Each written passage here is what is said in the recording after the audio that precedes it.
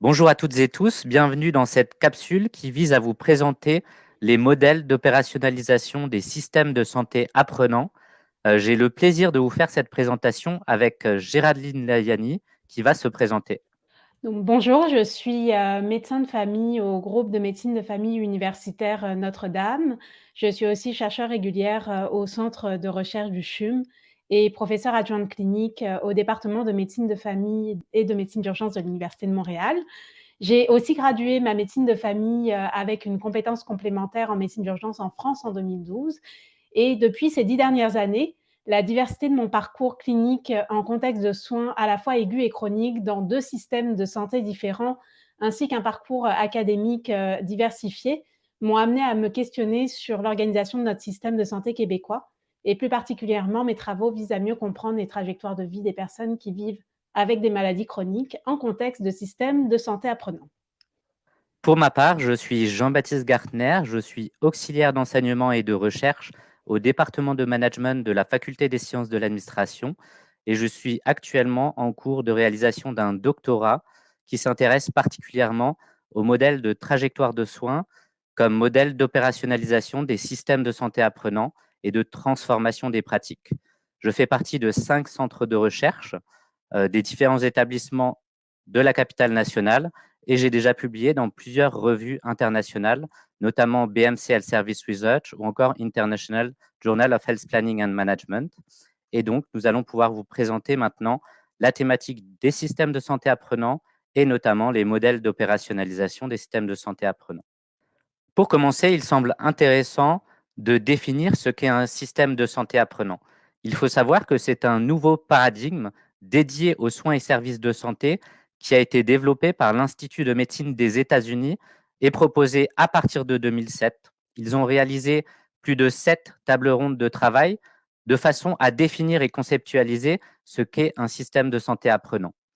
Dans la littérature, la définition qui est la plus retenue actuellement est la définition qui a été donnée en 2011 par l'Institut de médecine des États-Unis et qui considère qu'un système de santé apprenant est un système large dans lequel la science, l'informatique, les mesures incitatives et la culture sont alignées en vue d'une amélioration et d'une innovation continue, les meilleures pratiques étant intégrées de manière transparente dans le processus de prestation et les nouvelles connaissances étant capturées comme un sous-produit intégral de l'expérience de prestation.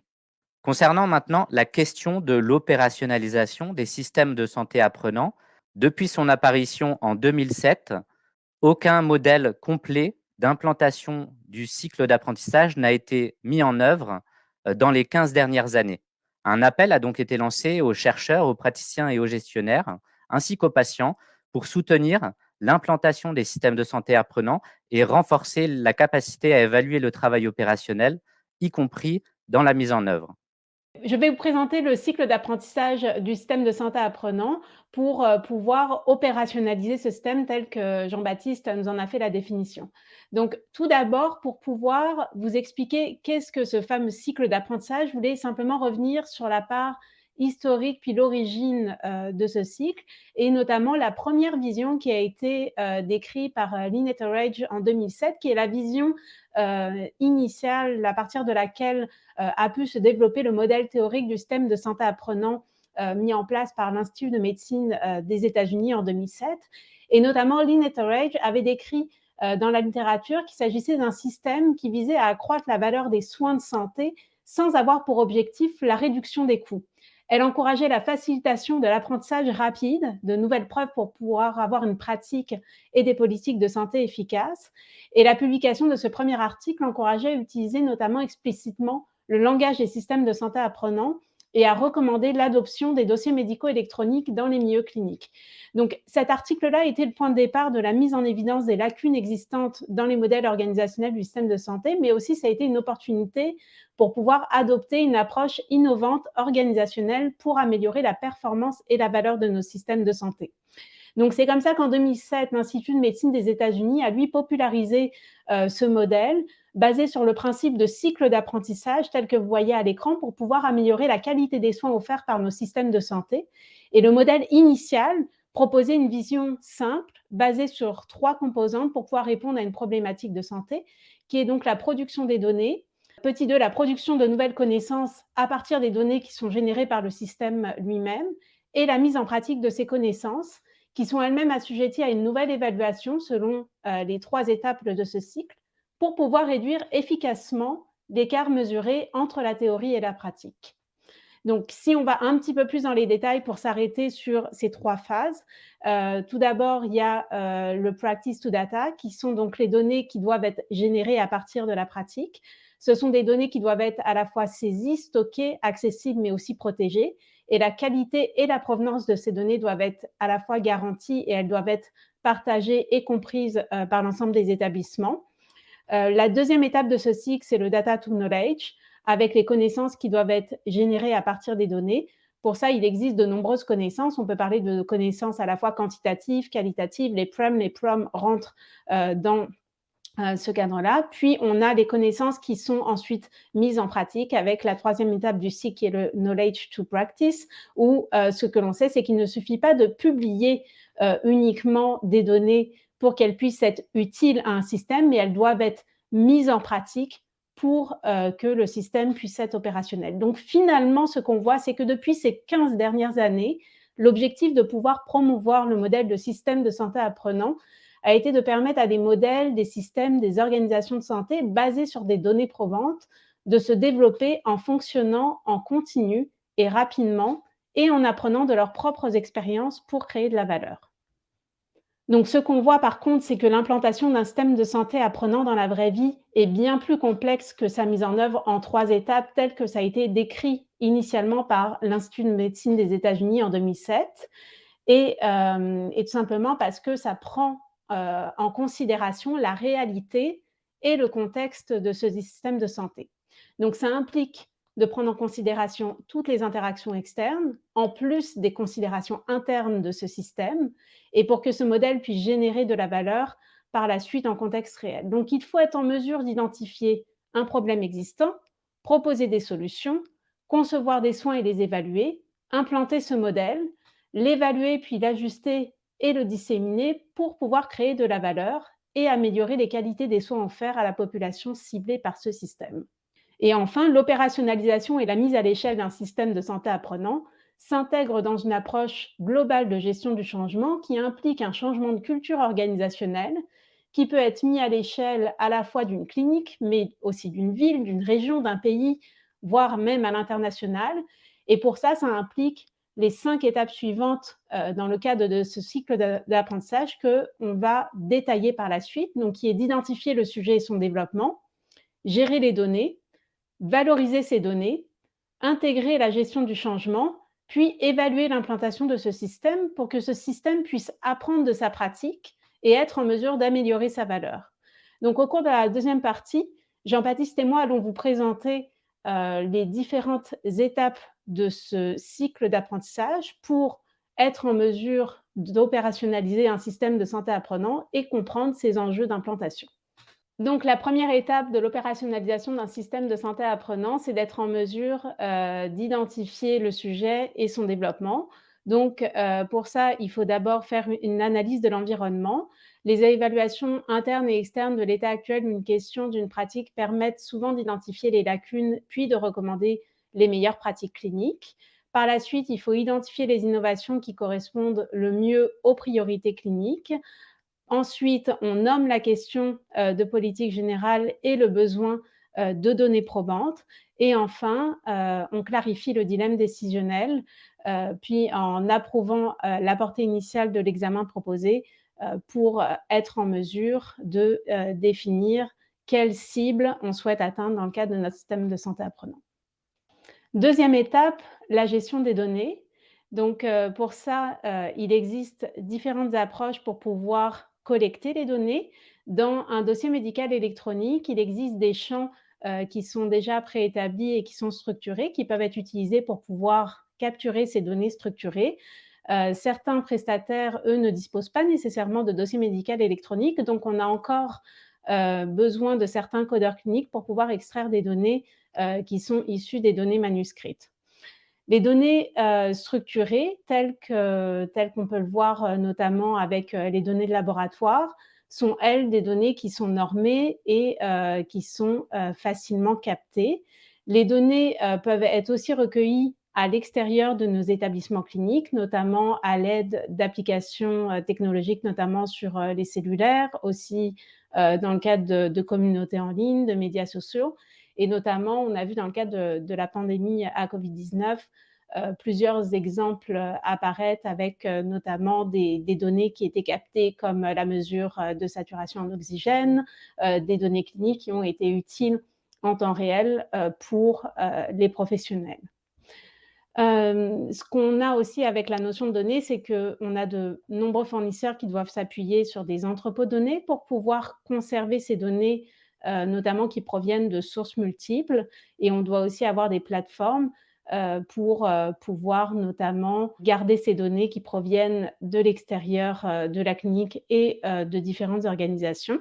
L'accent est souvent mis sur les données quantitatives, mais il ne faut pas oublier non plus les données qualitatives qui peuvent être collectées, tout aussi, facilement avec, notamment des données qui peuvent être à la fois, des données d'expérience, de récit, mais, on pense aussi à nos prem, à nos prom, qui sont, toutes les données expérience, puis les outcomes, des patients qui sont aussi utiles, pour, pouvoir, générer de l'information. Le deuxième élément à prendre en compte aussi dans le cadre de la gestion de données, c'est leur qualité et la provenance, de ces données. Si, les données qui sous-tendent ce processus sont inexactes, incomplètes ou obsolètes, les connaissances générales, qui vont en découler seront incorrectes et cela pourra entraîner, de mauvaises conséquences et de mauvaises décisions cliniques, notamment pour les patients. Les données proviennent souvent de sources multiples et peuvent être traitées par de nombreuses parties prenantes. Et notamment, on sait que des données qui sont collectées de manière routinière peuvent être aussi assujetties à de mauvaises interprétations puis de mauvaise qualité. Donc, c'est pour ça que c'est important que les données soient collectées de manière standardisée et ça nécessite ce qu'on appelle un effort socio-technique à plusieurs niveaux avec toutes les parties prenantes impliquées dans le processus pour avoir des données de qualité compte tenu de leur provenance d'environnements différents. Les données sont aussi stockées et l'accès aux données se fait de différentes façons. Notamment dans un réseau centralisé, les données sont généralement téléchargées en temps réel ou périodiquement vers un dépôt central, à partir duquel elles peuvent être accessibles par différents utilisateurs secondaires. Ces données sont généralement combinées à des bases de données centralisées dont les éléments peuvent être diffusés à d'autres. L'un des avantages de cette approche, c'est que ça simplifie l'accès aux données puisqu'il suffit simplement d'interroger une seule base de données puis un seul lieu. Cependant, malgré le fait que les données des patients puissent être dépersonnalisées, les systèmes de données centralisés, eux, peuvent poser des problèmes de sécurité, de propriété des droits et notamment de confidentialité, car les patients peuvent parfois être réidentifiés par ce processus-là. En revanche, les réseaux distribués, eux, laissent aux détenteurs de données la possibilité de mieux contrôler leurs données et d'avoir des données qui soient plus protégées. Dans cette approche, les requêtes sont envoyées à chaque organisation du réseau et chaque organisation renvoie les résultats à un centre de coordination en utilisant un modèle de données convenu. Donc, la mise en œuvre distribuée est probablement plus complexe à réaliser, mais l'ensemble des données pour l'usage de ces données, pour la protection des données pour les patients est plus sécuritaire. L'analyse des données peut également être effectuée dans un environnement sécurisé qui est géré par un responsable de traitement de données et souvent c'est une option qui est beaucoup plus populaire car elle permet de pouvoir réduire le risque d'accès non autorisé à des données identifiées pour les patients. Donc concernant la gouvernance de l'information, c'est une notion qui est essentielle pour pouvoir maintenir la confiance dans un système de santé apprenant, notamment en veillant à ce que les individus puissent faire confiance aux organisations pour pouvoir utiliser les données de manière à la fois équitable et responsable. Ces données doivent être obtenues, conservées, utilisées et partagées dans un cadre de gouvernance avec une information qui est à la fois solide et fondée sur une éthique. Et enfin, l'interopérabilité, c'est la capacité d'un système à fonctionner avec un autre. Les systèmes de santé apprenants sont souvent des réseaux de réseaux et plutôt que des systèmes unifiés uniques, on s'aperçoit qu'il y a une complexité qui est majeure à prendre en compte, tout simplement parce que les systèmes se complexifient de par leur multiplicité. Donc, il est généralement nécessaire de pouvoir partager, mais aussi d'utiliser les données qui ont été collectées et stockées dans différents systèmes. Et pour cela, ça nécessite de mettre en place des normes, notamment avec des terminologies et des classifications qui sont utilisées pour pouvoir décrire les choses qui existent dans le monde réel, une structure et un format des données, un transport de données et une sécurité de données préétablie. Passons maintenant à l'étape de valorisation des données. Tout d'abord, il est nécessaire de faire la différence entre données et connaissances. La connaissance est l'intuition produite par le traitement des données. Les données peuvent être de n'importe quelle forme et le traitement peut être effectué par des humains ou des machines. Les connaissances peuvent inclure des instructions pour accomplir une tâche, un modèle prédictif par exemple, les résultats d'une expérience ou une loi physique. Les connaissances peuvent être générées à l'aide d'un large éventail de méthodes, à la fois qualitatives et quantitatives, comme l'a très bien dit Géraldine. Dans un système de santé apprenant, les données collectées sont souvent le produit d'un processus de génération des connaissances qui a été préétabli. Alors, pour créer ces connaissances, il existe plusieurs modèles finalement dans le système de santé apprenant. Le plus important étant les analyses par randomisation, appelées essais randomisés. Aujourd'hui, ce sont le pilier de la production de connaissances en médecine clinique notamment, et ont été largement adoptés par d'autres industries sous le nom de tests AB. La randomisation est particulièrement utile dans les situations où les données d'observation sont susceptibles d'être fortement biaisées, par exemple des biais de sélection, régression à la moyenne ou perte différentielle de suivi. Bien qu'elle reste rare dans le fonctionnement et la mise en œuvre du système de santé, il existe de nombreuses possibilités d'études randomisées. Cependant, cela pose un problème majeur, c'est-à-dire qu'il est nécessaire qu'une organisation accepte de s'analyser tout en ne mettant pas une nouvelle solution innovante, ce qui fait que ce modèle est rarement mis en œuvre dans les faits. Pour pallier à ce problème, il existe d'autres types d'interventions dites quasi expérimentales qui vont permettre de mettre en œuvre des innovations et les analyser à travers des analyses de tests de qui carré ou des résultats catégoriels ou des tests de qui vont permettre de générer des connaissances en n'ayant pas un groupe contrôle. Cependant, étant donné que les facteurs de confusion non observés ne sont généralement répartis de manière égale entre les groupes, les interventions non randomisées nécessitent des analyses plus complexes de façon à gérer les biais potentiels. Ensuite, les méthodes les plus récentes pour générer les connaissances, qui sont de plus en plus mises en œuvre, sont issues du domaine de l'intelligence artificielle. De manière générale, ces approches utilisent toutes les données disponibles plutôt qu'un sous-ensemble préspécifié pour apprendre des modèles. Bien que les promesses de l'intelligence artificielle dans le domaine des soins de santé aient jusqu'à présent dépassé son application, il existe quelques exemples prometteurs qui permettent de penser que ces modèles seront de plus en plus implantés dans nos organisations de soins de services de santé. Dans certains cas, de pures statistiques descriptives pourraient suffire pour générer des connaissances à partir de l'expérience locale. Il existe des exemples, comme à l'université de Stanford, où, en cas de besoin sur le traitement optimal ou le pronostic final d'un patient, l'outil permet d'interroger très rapidement le dossier médical électronique avec tous les patients similaires de façon à proposer des résultats liés au type de pathologie sur l'espérance de vie ou encore la durée du traitement. Autre approche de valorisation des données, c'est l'approche d'ingénierie des processus pour générer de nouvelles connaissances. En effet, il n'est pas toujours nécessaire de produire des rames de statistiques complexes pour développer des connaissances. Ainsi, des modèles ont été développés, notamment par Intermontel Healthcare, sur une représentation visuelle ou qualitative des données, permettant de générer des informations importantes, appelées cartographie des processus, permettant, dans un second temps, d'optimiser les prises en charge des patients à toutes les étapes du processus de soins avec une utilisation d'algorithmes euh, d'amélioration des pratiques. Enfin, il ne faut surtout pas mettre de côté les méthodes qualitatives qui sont une production de connaissances très importante au sein des systèmes de santé apprenants.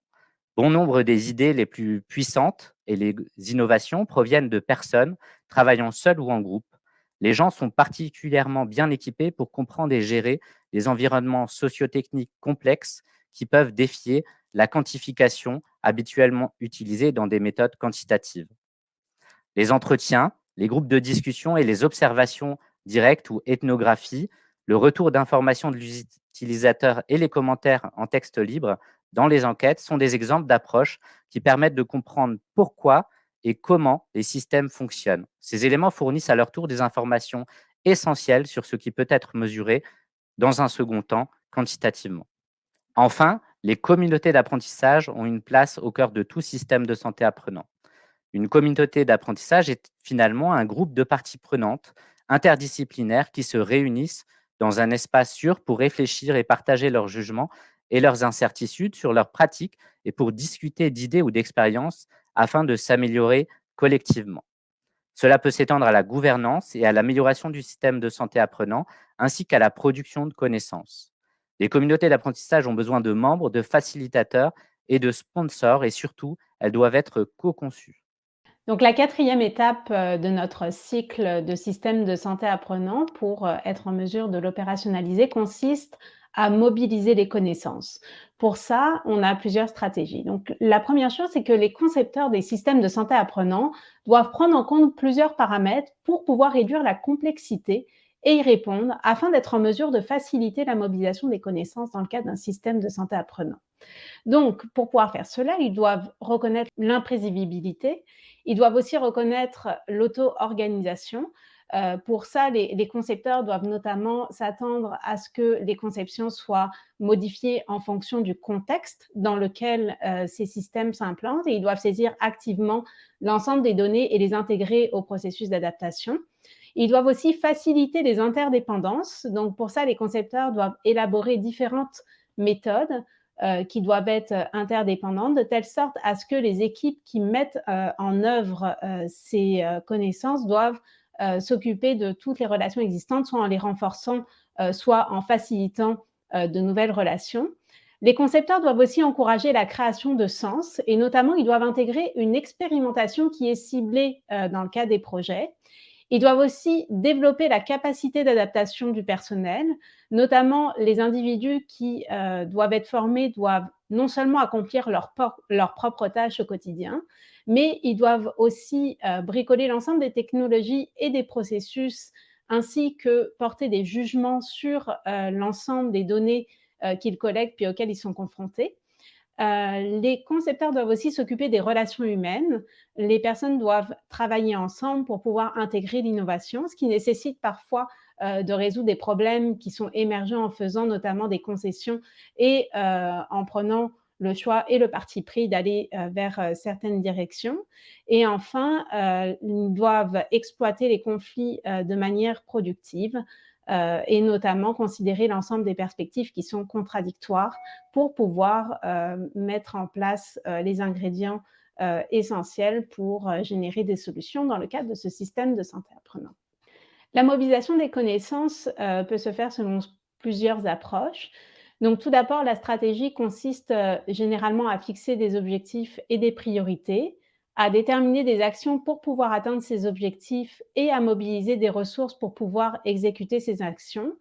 Elles sont souvent considérées comme un plan délibéré qui est explicitement énoncé, mais elle peut être également vue comme un modèle dans un flux de décision. Et en fin de compte, la stratégie est un ensemble de choix interdépendants sur la façon dont une équipe ou une organisation va produire elle-même de la valeur.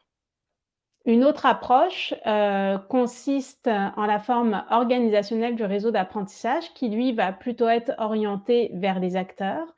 Et notamment, c'est une approche qui avait été proposée par Brito et collaborateurs et qui vise notamment à faciliter la coproduction et la coopération à l'échelle pour pouvoir améliorer les soins de santé.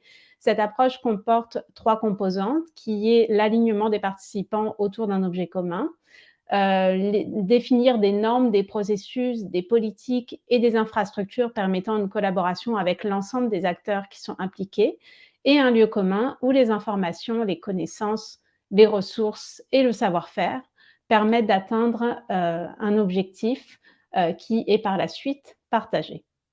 La mobilisation des connaissances nécessite un changement de culture. La nécessité d'un changement de culture est souvent mentionnée pour inclure l'apprentissage, l'innovation, l'utilisation, le partage et la mise en œuvre de l'information et la recherche.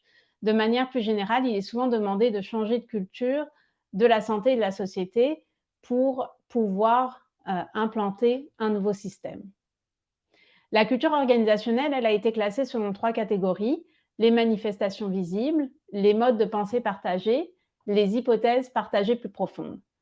Ces couches sont apprises, façonnées et renforcées par la formation et l'expérience, et il peut y avoir des sous-groupes ayant des cultures différentes dans un système donné, comme par exemple, on peut avoir des cliniciens et des gestionnaires qui vont avoir 2 cultures et 2 approches différentes dans un même système. Et ces cultures peuvent elles-mêmes contribuer à la réalisation d'objectifs organisationnels, mais elles peuvent aussi saboter les efforts de ce changement. Donc il s'agit de sources qui sont à la fois nécessaires, fondamentales pour pouvoir générer une complexité dans le cadre du domaine de la santé. Mais ce que l'on voit aussi, c'est que la nature multidisciplinaire, qui provient donc de l'ensemble des parties prenantes qui sont impliquées dans ce système, peuvent aussi augmenter le risque de choc culturel. Donc il existe un grand nombre aussi d'outils quantitatifs pour pouvoir évaluer cette culture organisationnelle, mais aujourd'hui, il manque souvent de preuves pour pouvoir l'évaluer, et donc on n'a pas d'outil unique qui soit actuellement approprié dans toutes les circonstances pour pouvoir évaluer les changements organisationnels. Une autre approche qui reconnaît les contraintes de la mesure des systèmes consiste souvent à explorer la culture par le biais de la narration. Au cœur d'un système de santé apprenant se trouve aussi une équipe multidisciplinaire qui réunit des bonnes personnes pour les bonnes compétences avec les bonnes spécialisations et les bonnes expertises. La nature du travail, elle, va déterminer la composition de cette équipe, mais un système de santé apprenant multidisciplinaire pourrait impliquer diverses parties prenantes, comme à la fois des patients, des professionnels, des chercheurs, des patients partenaires, des concepteurs, des personnes aussi qui vont être chargées de la stratégie et de l'exécution opérationnelle, des chercheurs, des analystes de l'information et toute autre profession qui va pouvoir soutenir la mise en place de ce changement. Donc tous les membres de l'équipe ne sont pas nécessairement des employés directement de ce système de santé, puisque certains, comme nommé précédemment, peuvent être détachés, d'autres peuvent être des contractants, d'autres des consultants. Et donc, le leadership au sein de chacun de ces groupes, ainsi que la compréhension et l'adhésion de la direction de l'organisation sont essentiels pour pouvoir porter un système de santé apprenant. La science de l'implantation, elle, est l'étude scientifique des méthodes visant à promouvoir l'adoption systématique des résultats de la recherche et d'autres pratiques fondées sur les preuves dans la pratique courante, afin d'améliorer la qualité et l'efficacité des services de santé. Le fait qu'il faille à peu près 17 ans, selon la littérature, pour que les pratiques fondées sur les preuves deviennent routinières, consiste en un moteur qui a été largement cité pour pouvoir développer les systèmes de santé apprenants. Les discours sur les systèmes de santé apprenants partent souvent du principe que la connaissance transmise au point de service, et notamment par exemple par le biais d'un système d'aide à la décision, vont venir modifier la pratique. Mais malgré les efforts positifs qui ont été déployés pour pouvoir intégrer la transmission des connaissances, l'intégration peut être lente et variable, et le concept de système de santé apprenant lui-même peut être difficile à mettre en place dans le cadre d'une pratique courante. Pour pouvoir réaliser une amélioration des pratiques, un système de santé apprenant exige souvent que les patients, les cliniciens et toutes les parties prenantes qui sont impliquées dans ce système modifient leur comportement. Il existe de nombreux modèles et théories qui peuvent être éventuellement déployés pour comprendre et faciliter ce processus. Et enfin, la mobilisation des connaissances nécessite une co-conception participative. La conception est un processus créatif qui permet de résoudre des problèmes complexes. La conception centrée sur l'utilisateur fait participer les parties prenantes au processus. L'approche de co-conception est apparue comme un moyen d'impliquer les représentants des parties prenantes dans le cycle de vie du développement du système, et elle met l'accent sur la réalisation d'idées qui fonctionnent dans la réalité, ainsi que sur l'application des connaissances et la production du prototype. Passons maintenant à la dernière phase du cycle d'apprentissage qui est l'évaluation. Dans les faits, ce n'est pas une fin en soi étant donné que le cycle d'apprentissage a vocation à se répéter perpétuellement pour continuer à développer des connaissances, implanter les connaissances, évaluer la mise en œuvre. Tout d'abord, la première évaluation est l'évaluation des interventions à mener. Chaque intervention ou chaque modèle de système de santé apprenant qui est mis en œuvre et implanté au niveau organisationnel ou systémique doit nécessairement utiliser un système d'évaluation de l'impact et des retombées de son implantation. Cela peut venir de la justification de l'intervention, de la génération des différentes options possibles, de l'évaluation des options sur une liste restreinte et enfin de l'évaluation des coûts et des avantages liés à chacune des interventions. La deuxième partie d'évaluation concerne l'évaluation d'un système de santé apprenant en lui-même.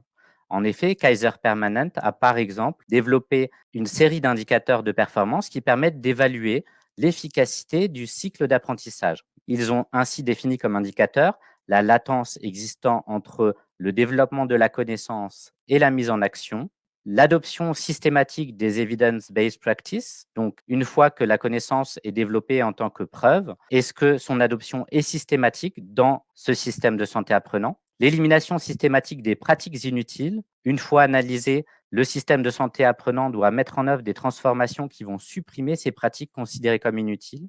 Bien évidemment, les outcomes, les résultats en termes de santé populationnelle, pour s'assurer que les transformations n'ont pas un impact négatif en matière de résultats.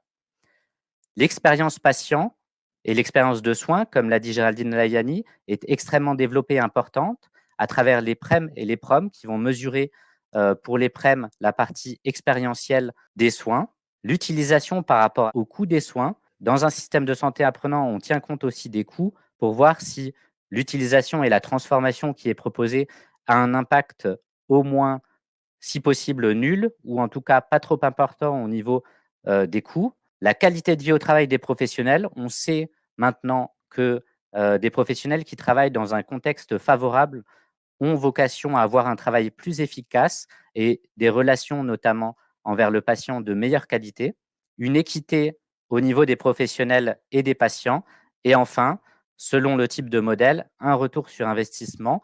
Kaiser Permanente étant un système assurantiel privé, il est nécessaire pour eux de voir si l'argent qui est investi dans le modèle de système de santé apprenant et dans la transformation génère finalement des bénéfices aussi économiques.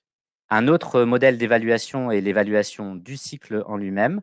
Les systèmes de santé apprenant, comme dit précédemment, sont coûteux à mettre en œuvre et ont un impact sur la santé de grandes populations. Il est donc important de comprendre leur efficacité et leur rentabilité. C'est ce qui a été développé notamment par le Veteran Health Administration, qui est le plus gros système public de santé au monde, avec plus de 8 millions de personnes couvertes. Les organisations ont donc généralement plus d'enthousiasme quand ils savent que l'argent qui est investi dans un modèle de système de santé apprenant mènera finalement à des succès en matière de résultats et l'argent ne sera ainsi pas dépensé pour rien et c'est une obligation pour tout système public. Dernière façon d'évaluer dans le cadre d'un système de santé apprenant, c'est l'auto-évaluation ou l'autodiagnostic. Et dans ce cadre-là, il existe des modèles d'évaluation de la maturité du système de santé apprenant à travers des outils diagnostiques qui sont en cours de développement, notamment par l'une de nos équipes de recherche. Enfin, pour clore cette présentation, une citation de Goethe: Knowing is not enough, we must apply. Savoir n'est pas suffisant, il faut mettre en œuvre. Willing is not enough, we must do. Vouloir n'est pas suffisant, il faut faire. Merci beaucoup pour votre attention et merci à toi, Géraldine. Merci à toi Jean-Baptiste, puis on espère, vous avoir apporté, quelques éléments de compréhension sur, l'opérationnalisation d'un système de santé apprenant.